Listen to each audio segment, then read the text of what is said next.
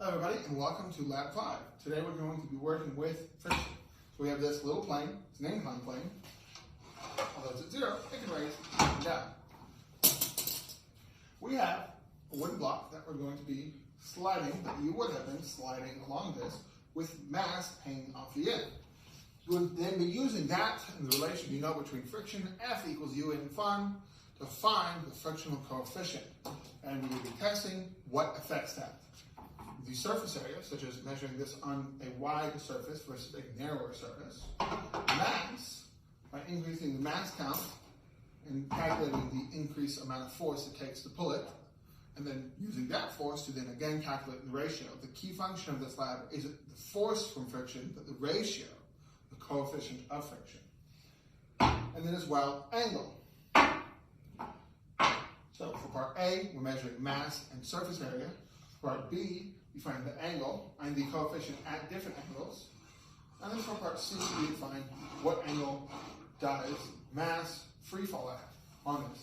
And the key thing to note for this lab is we're working with static friction, not kinetic friction. In a lot of these labs, when we work with friction, we're working with static, which means, and we're working with kinetic. I got that backwards. Kinetic friction, right? We're in motion, not static. We added too much weight so that it would break the static on its own, static of which is usually greater than kinetic. It'd be too much. And so the key thing to take away from these experiments is that none of these should actually affect the coefficient.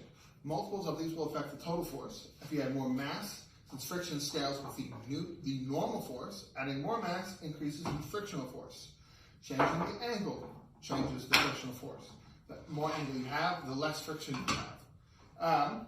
Right? Because if you were at 90 degrees, if it just free fell, you have no friction, obviously, with respect to the board. And if you change the surface area, any change that would not affect the frictional force, because if you have more surface area, right, you have the same force just distributed over more. So it's it equals out. More surface area, less force per surface area. But none of those affect the coefficient. The coefficient, which, like I said, is the key thing for this lab.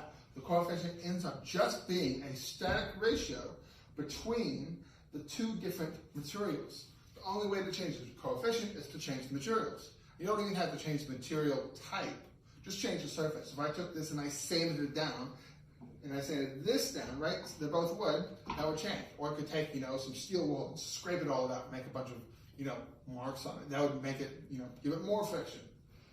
So just any independent interaction, that's what is that coefficient.